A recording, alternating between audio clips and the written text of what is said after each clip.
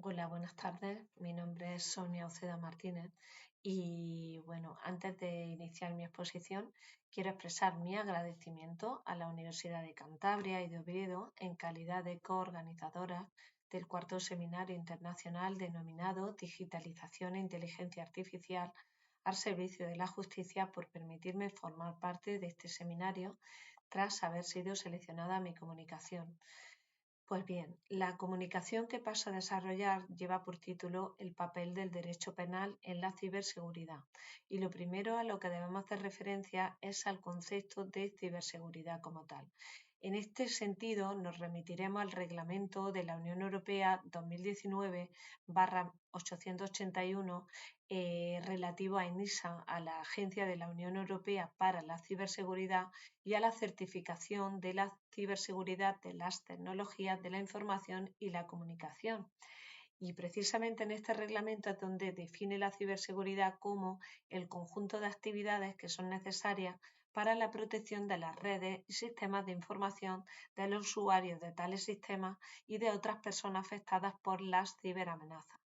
También debemos tener en cuenta que las redes y los sistemas de información y las redes y servicios de comunicación electrónica desempeñan un papel vital en la sociedad y se ha convertido en la espina dorsal del crecimiento económico. Las tecnologías de la información y la comunicación, TIC, son la base de los sistemas que apoyan las actividades habituales de la sociedad y garantizan el funcionamiento de la economía en sectores claves como la salud, la energía, las finanzas y el transporte y en particular respaldan el funcionamiento del mercado interior. A su vez, la mayor parte de las actividades de nuestra vida laboral, profesional, personal y familiar se desarrollan online y a través de elementos digitales. Esto ha supuesto una tendencia global a transformar digitalmente todos los sectores y a la par, precisamente, de esta digitalización en todas estas actividades, esto ha supuesto un incremento exponencial de la exposición y a su vez de posibles ciberataques a todos los usuarios. Es por ello que la sociedad actual necesita una efectiva protección de la información contenida en los dispositivos tecnológicos mediante la realización de actividades destinadas a proteger las redes y los sistemas de información frente a esas ciberamenazas que pueden tener diferentes objetivos, ya sean económicos, para obtener publicidad, para causar daño a la imagen de un tercero o bien incluso contra la competencia y contra un tercero como tal. Este ámbito necesita que la protección de infraestructuras digitales, sobre todo en las críticas, que vayan mucho más allá de proteger exclusivamente la privacidad o el patrimonio como tal, sino que se proteja ese concepto de ciberseguridad como bien jurídico protegido. Así, la ciberseguridad o seguridad cibernética se constituye, por tanto, como un bien jurídico digno de protección del derecho penal, que tiene una doble dimensión, una individual, que es la que se centra en la protección del sistema de información propio de cada persona, y otra que es la colectiva, que es la que garantiza el correcto funcionamiento de elementos necesarios para la vida en la sociedad actual, ya sea desde el punto de vista o desde el ámbito público como desde el privado. El derecho penal se encarga también de fortalecer la intervención frente a daños efectivos, esto es los que ya se han producido, pero también y a su vez de reforzar la prevención de ciberataques, fundamentalmente, como decíamos, a las infraestructuras químicas. A través de la Directiva de la Unión Europea 2022/2555,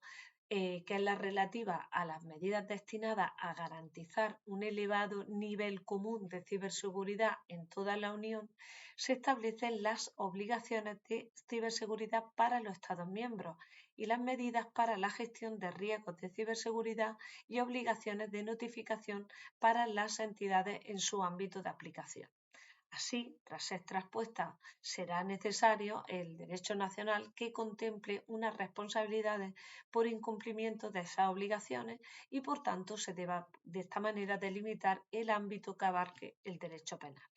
Analizaremos, por tanto, la tipificación de estas conductas, a grosso modo, lo que se conocen como los ciberdelitos en nuestro ordenamiento jurídico penal. Y para ello nos basaremos en la clasificación del Convenio de Budapest sobre la ciberdelincuencia de 23 de noviembre de 2001, ratificado por España en instrumento de 20 de mayo de 2010 y que entró en vigor el 1 de octubre de ese mismo año.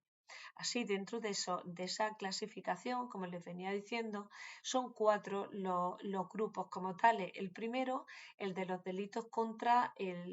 la confidencialidad, la integridad y la disponibilidad de los datos y sistemas informáticos. En nuestro Código Penal se tipifica el acceso ilícito a un sistema informático, la interceptación ilícita de datos informáticos o la interferencia en los datos o en el sistema. También incluso el abuso sobre esos dispositivos.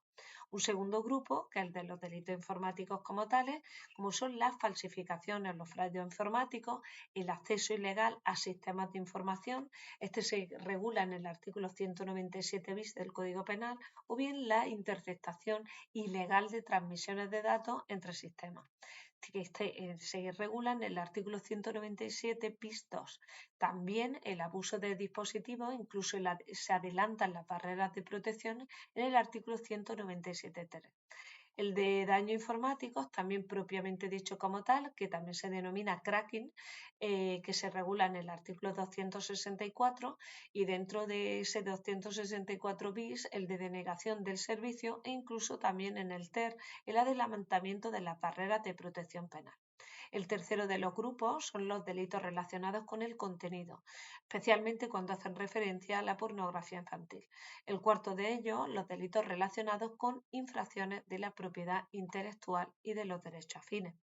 En los delitos informáticos se tipifica a su vez la responsabilidad penal de las personas jurídicas.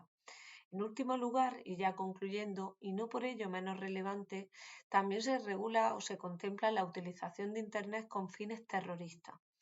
al que también, por supuesto, se le ha dado respuesta por parte de la Unión Europea a través de dos directivas. La 2013/40 de 12 de agosto de 2013, que es la relativa a los ataques contra los sistemas de información, y una segunda, que es la directiva 2017/541 de 15 de marzo de 2017, relativa a la lucha contra el terrorismo.